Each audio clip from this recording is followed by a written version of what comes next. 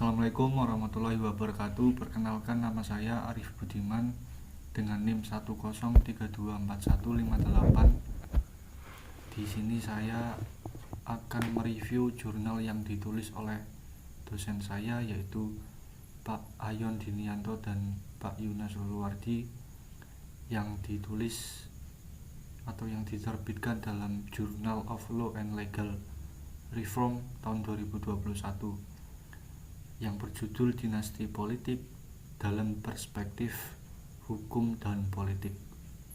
Sejauh apa Undang-Undang Pemilu telah direformasi.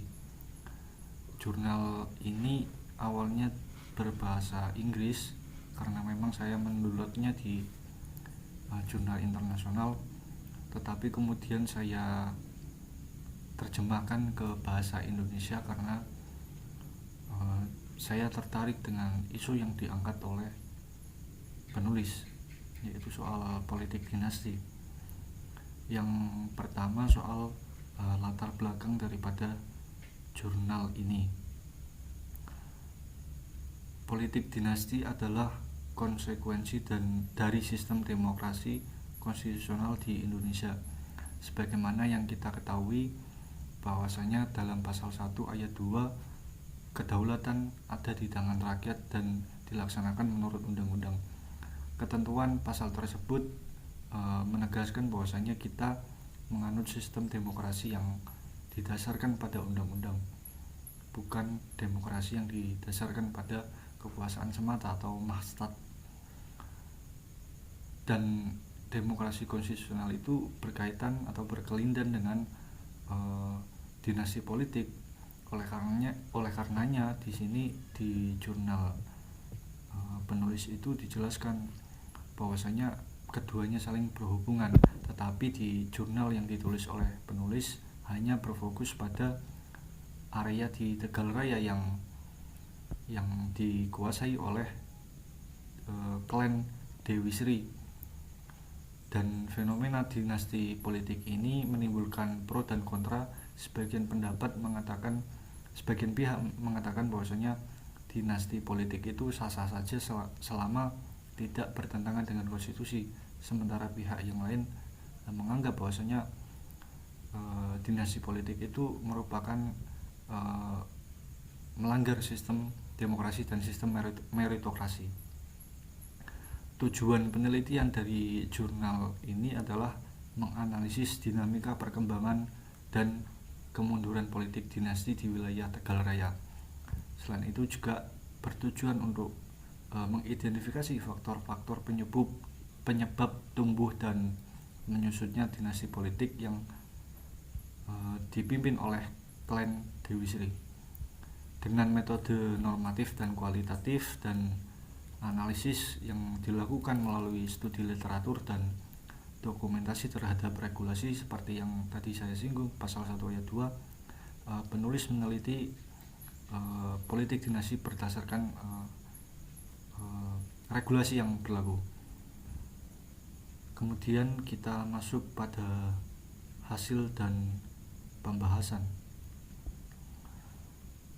Sebagaimana yang kita tahu bahwasanya tadi tujuan penelitiannya adalah perkembangan dan menganalisis dinamika perkembangan dan kemunduran politik dinasti di wilayah Tegal Raya. Nah, menurut penulis ini di dalam hasil dan pembahasan bahwasanya tidak adanya suatu larangan hukum terhadap politik dinasti. Dalam artian tidak ada undang-undang yang secara khusus melarang adanya praktik politik dinasti. Dan perkembangan dan tidak adanya undang-undang yang secara khusus melarang praktek dinasti politik ini kemudian menjadikan politik dinasti itu seolah-olah sebagai praktek yang dilegalkan oleh undang-undang. Dan hal ini selain tadi didukung oleh tidak adanya undang-undang, juga didukung oleh sumber daya yang ada. Sebagaimana yang kita ketahui bahwasanya di dalam politik itu semuanya membutuhkan sumber daya, baik itu sumber daya ekonomi maupun sumber daya personal atau ahli yang dibangun oleh tokoh yang hendak maju di pilkada. Dan kesimpulan pada jurnal itu adalah bahwasanya politik dinasti itu dapat tumbuh dalam sistem demokrasi selama tidak bertentangan dengan konstitusi. Dan di jurnal itu juga disarankan bahwasanya harus adanya regulasi yang ketat supaya politik dinasti ini tidak berkembang. Jadi selain tadi penulis menegaskan bahwasanya politik dinasti itu masih sah selama tidak bertentangan dengan undang-undang, tetapi di sisi lain penulis juga menggarisbawahi bahwasanya harus ada undang-undang yang bisa membatasi pergerakan daripada politik dinasti tersebut. Mungkin itu pembahasan dari jurnal yang ditulis oleh dosen saya, tetapi saya ada sedikit kritik soal jurnal yang ditulis oleh dosen saya. Menurut saya memang saya mengakui bahwasanya memang politik dinasti itu adalah tidak ada undang-undang yang secara khusus melarang adanya praktik politik dinasti, tetapi mengingat dalam hukum pidana kita juga kenal asas nullum crimen sine lege, tidak ada perbuatan pidana tanpa adanya undang-undang. Selama tidak ada undang-undang yang mengatur politik dinasti, maka praktik politik dinasti itu dikatakan sah. Akan tetapi dalam praktiknya ini justru melanggar norma-norma hukum itu sendiri, di mana hukum itu dibangun oleh kesadaran moral dan etis. Dan itu terjadi tidak hanya di Tegalraya saja, tetapi juga di ruang lingkup nasional bahkan internasional.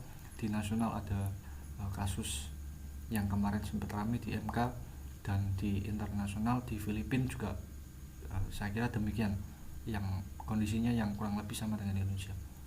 Mungkin itu saja yang dapat saya sampaikan. Kurangnya dari setan, lebihnya hanya milik Tuhan. Assalamualaikum warahmatullahi wabarakatuh.